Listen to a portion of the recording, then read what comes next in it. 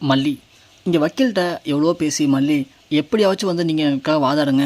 என் புருஷன் ரொம்ப நல்லவர், அவர் எந்த ஒரு தப்பும் பண்ணலை, இருந்தாலும் அவர் மேலே தேவையில்லாம பழி போட்டு இப்போது அவங்க அக்கா தான் அவரை ஜெயிலுக்கு அனுப்பவும் ட்ரை பண்ணுறாங்க. அதோட அவர் ஜெயிலுக்கு மட்டும் அனுப்பிச்சிட்டாங்க அப்படின்னா அப்புறம் அவருடைய சொத்து எல்லாத்தையும் அவங்க பேரை மாற்றிடுவாங்க. என் புருஷன் நடுத்தருக்கு வந்துடுவார். எனக்காக கொஞ்சம் ஹெல்ப் பண்ணுங்கள் சார். என் புருஷன் வெளியே வந்ததுக்கப்புறமா நான் உங்களுக்கு தேவையான எல்லா பணத்தையும் கொடுத்துறேன் சார் அப்படின்னு மல்லி அந்த வக்கீல்கிட்ட பேசி ஒரு வழியாக நாளைக்கு அடக்கப்பட்ட ஹியரிங்கில் அந்த வக்கீலை ஆஜராகிறதுக்கு மல்லி எல்லா வேலையும் முடிச்சிடறாங்க. இருந்தாலுமே மல்லிக்கு மனசுக்குள்ளே சின்ன பயம் இருக்குது. என்னதான் நாம் வெளியில் இவ்வளோ போல்டாக பேசினாலும் உள்ளுக்குள்ளே மல்லிக்கு இருக்கிற பயம் என்ன அப்படின்னா, விஜயை வெளியே கொண்டு வர முடியுமா முடியாதா? அந்த ராஜேஸ்வரி சாதாரண ஆள் இல்லை. கூட போன தம்பியவே பழி வாங்கிறதுக்கு இம்புட்டு போய் துரோகத்தை பண்ணியிருக்கா. அப்படின்னா அவள் எப்படியும் விஜயை உள்ளே இருக்க வைக்கிறதுக்கு இன்னும் என்னெல்லாம் பண்ணுவா? இவங்கள்ட்டேருந்து எப்படி நம்ம விஜயை காப்பாற்ற போகிறோம்? ஒன்றுமே புரியலையே அப்படின்னு மல்லி பயங்கர குழப்பத்தோடு வந்துட்டுருக்காங்க வீட்டுக்கு. வர வழியில் மல்லிக்கு வீட்டுக்கு வரவே பிடிக்கல. ஏன்னா என்ன பண்ணுறது, எந்த ஒரு ஐடியாவுமே இல்லை. ராஜேஸ்வரிக்கு எதிராக நாம் என்ன பண்ணாலும் தோற்று தான் போகிறோம். அது மட்டும் இல்லை, அந்த ராஜேஸ்வரி நல்லாவே நடித்து விஜயை ஏமாற்றி வச்சுருக்கா. விஜய் நாம் சொல்கிறத விட அவங்க அக்கா சொன்னதான் நம்புவார். அப்படி இருக்கும்போது நாம் எப்படி விஜய்க்கு புரிய வைக்கிறதுன்னு தெரியாத மல்லி வர வழியில் கோயிலில் போய் உட்காந்து சாமிகிட்ட முறையிடுறாங்க.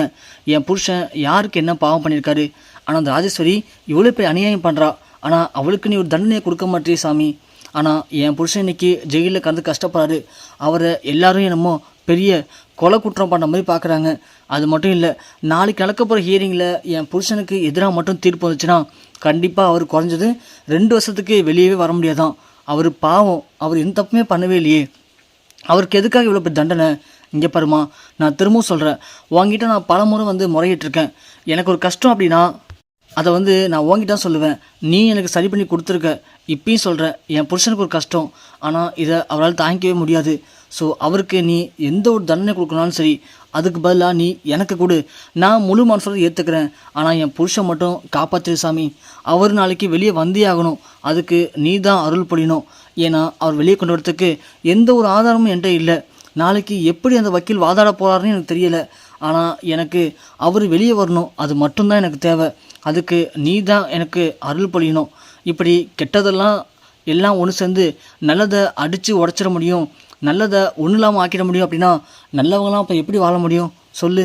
நான் உன்னை ஒரு அம்மாவாக பார்த்து கேட்குறேன், எனக்கு மடிப்பிச்ச போடுமா, என் புருஷனை எப்படியாவது காப்பாற்றி என்கிட்ட கரை சேருமா அப்படின்னு மல்லி பயங்கரமாக அழுகுறாங்க. அழுது முடிச்சுட்டு வீட்டுக்கும் போகிறாங்க. வீட்டுக்கு போகிற மல்லி அவங்களால தூங்கவே முடியல. வெண்பா மல்லியை பார்த்து, மல்லிமா என்னாச்சு மல்லிமா, தூங்கலையா? மணியாச்சு பாருங்க, நாளைக்கு நீங்கள் கோர்ட்டுக்கு போகணுன்னு சொன்னீங்களே, தூங்குங்க மல்லிமா அப்படின்னு வெண்பா சொல்கிறாங்க. மல்லி ஒன்று, இல்லை வெண்பா எனக்கு தூக்கம் வரலம்மா, நீ தூங்க நான் பார்த்துக்கிறேன் அப்படின்னு வெண்பா தூங்க வைக்கிறாங்க. மல்லி தூங்கவே இல்லை. அடுத்த நாள் காலைல கிளம்புறாங்க. மல்லி கிளம்பி எப்படியாவது வக்கீல் அழைச்சிட்டு போயிட்டு இன்றைக்கி கோர்ட்டில் விஜய்க்கு ஆதரவாக பேசி எப்படியாவது விஜயை வெளியே கொண்டு வந்து தீரணும் அப்படின்னு வக்கீல்கிட்டையும் பேசுகிறாங்க. வக்கீல் முடிஞ்ச வரைக்கும் பார்க்கலாம், வாங்கம்மா போகலாம் அப்படின்னு ஒரு கேப் புக் பண்ணி 3 பேரும் போயிட்டுருக்காங்க. அதாவது நம்ம வக்கீலும் மல்லியும். போகும்போது அந்த கேப் டிரைவர் கோர்ட்டுக்கு போகிற வழி இல்லாமல் வேறு வழியில் போகிறாரு. அதை நம்ம வக்கீல் சார் பார்த்துட்டு, தம்பி என்னப்பா இந்த பக்கம் போயிட்டுருக்க, ரைட் சைடு போனால் கோர்ட்டுக்கு போக முடியும், நீ லெஃப்ட் சைடில் எங்கேயோ போகிற பாரு, ரூட்டை ஒழுங்காக பாருப்பா. அதுக்கு டிரைவர் எதுவும் பேசாமல் போகிறாரு. மல்லி ஒன்று, ஏன் தம்பி சார் சொல்கிறாங்க நீ போய்ட்டு அமைதியாக போயிட்டுருக்க, வழி தெரியுமா உனக்கு? இங்கே பாருங்கள், 2 பேரும் அமைதியாக வந்தீங்க அப்படின்னா இன்னும் கொஞ்ச நேரத்தில் உயிரோட நான் சொல்கிற இடத்துக்கு நீங்கள் போக முடியும். இல்லை தொணன்னு பேசிட்டு வந்தீங்க அப்படின்னா 2 பேரும் பணமாக தான் நான் போகிற இடத்துக்கு போக முடியும். அதனால் கொஞ்ச நேரம் வாயை மூடிட்டு அமைதியாக வாங்க அப்படின்னு சொன்ன உடனே மல்லி பயங்கரம் கோபப்பட்டு, டேய் யாரா நீன்னு, எங்கடா அழைச்சிட்டு போகிற, யாரா உன்னை எங்களை அழைச்சிட்டு சொன்னது சொல்லுடா அப்படின்னு மல்லி போட்டு இது பண்ணுறாங்க. அவன் உடனே கத்தி எடுத்து காட்டுறான். இங்கே பாரு, இப்போ தானே சொன்னேன் அமைதியாக வரணும் அப்படின்னு சொல்லிட்டு திரும்ப இதுக்கு என்கிட்ட பிரச்சனை பண்ணுறீங்க, அமைதியாக வந்தால் உங்களுக்கு நல்லது அப்படின்னு இங்கே அந்த டிரைவர் கத்தியை காட்டுறாரு. வேறு வழி இல்லாமல் மல்லி அப்புறம் வக்கீல் 2 பேரும் அமைதியாக போகிறாங்க.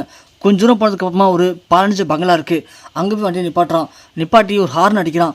பார்த்தா ஒரு 5-6 ரவுடி பசங்க திருத்துப்புன்னு ஓடி வராங்க.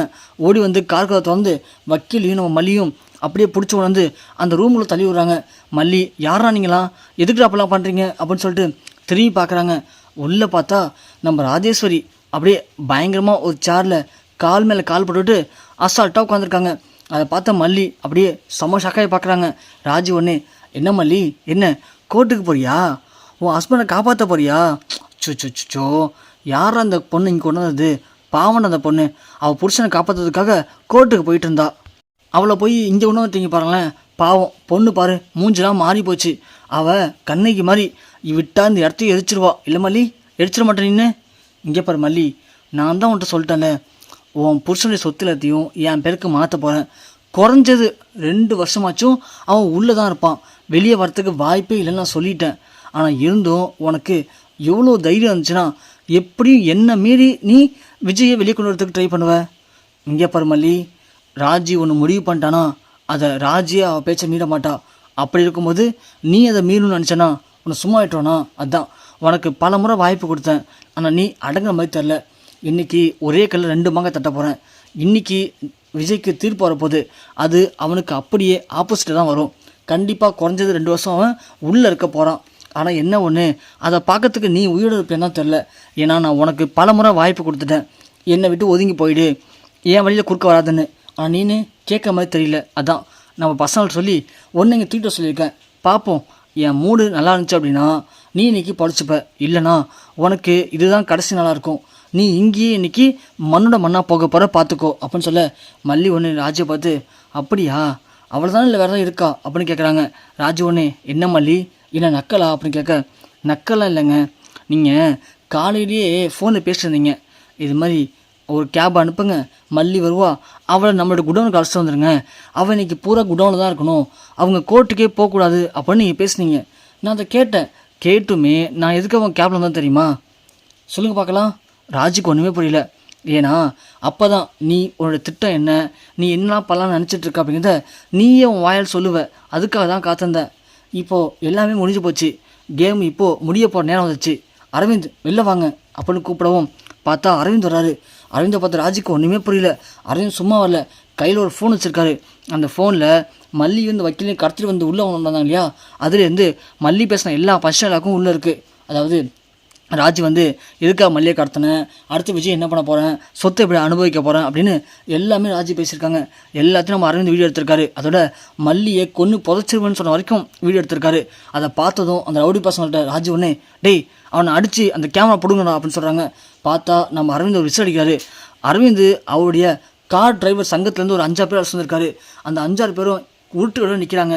இவங்க ஓட அவங்க அடிக்கன்னு எல்லாரையும் அடித்து போட்டு அரவிந்த் அப்புறம் வக்கீல் மல்லி இவங்க எல்லாரும் அங்கேருந்து தப்பிச்சிடுறாங்க. ராஜும் எப்படியாவது அவங்கள பிடிச்சணும்னு ட்ரை பண்ணுறாங்க, ஆனால் முடியல. இந்த 4 பேரும் நேராக கோர்ட்டுக்கு வந்துடுறாங்க. வந்ததும் கரெக்டாக விஜய்க்கு ஆதரவாக எந்த ஒரு வக்கீல் இல்லாதனால கேஸ் வந்து விஜய்க்கு அப்படியே ஆப்போசிட்டாக மாறப்போகுது. ஜட்ஜி தீர்ப்பு சொல்ல போகிறாங்க.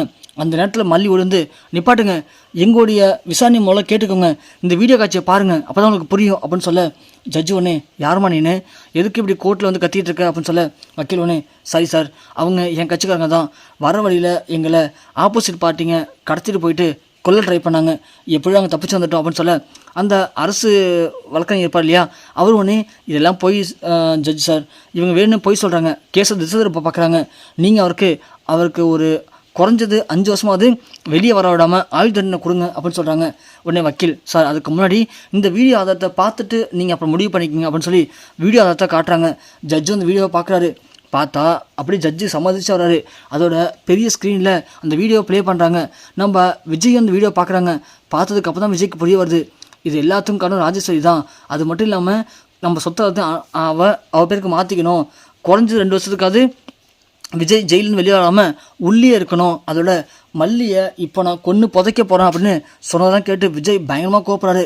ஒரு பக்கம் ராஜி மேலே பயங்கர கோபம், இன்னொரு பக்கம் ராஜி பேச்சை கேட்டுட்டு தான் மனைவி தன்னுடைய வாழ்க்கையில் அக்கறை எடுத்திருந்த மல்லியை போய் நம்ம புரிஞ்சுக்காம எத்தனையோட கஷ்டப்படுத்திட்டோமே, காயப்படுத்திட்டோமே. மல்லி இருந்தாலும் எல்லாத்தையும் தூக்கி போட்டு என்னை வெளியே கொண்டு வந்து தேரணும்னு இந்த அளவுக்கு கஷ்டப்பட்டுருக்கா. அவளுக்கு நாம் எப்படி நன்றி சொல்ல போகிறோம் அப்படின்னு தெரியாமல் மல்லியை பார்த்து அப்படியே கையெழுத்து கும்பிட்டு கண் கலங்கி நிற்கிறார் விஜய். மல்லி ஒன்று விஜய், நான் தான் சொல்கிறேன்ல, நான் இருக்க வரைக்கும் உங்களை விட்டுற மாட்டேன், கண்டிப்பாக உங்கள் மேலே தப்பு இல்லைன்னு நான் நிரூபிச்சிட்டேன், நீ வெளியே வர போகிறீங்க விஜய், அழுகாதீங்க விஜய் அப்படின்னு மல்லி தூரத்துலேருந்து பேசுகிறாங்க. ஆனால் விஜய்க்கு மல்லி மேலே ரொம்ப பாவமாக இருக்குது. மல்லி இவ்வளோ குடும்பப்படுத்திட்டோமே, நாம் முட்டாள்தனம் பண்ணிட்டோமே, நம்ம எப்படி இவ்வளோ முட்டாளாக ஆனோம் அப்படின்னு விஜய் தன்னையே ஒரு குற்றவாளி மாதிரி நினச்சிக்கிறாரு.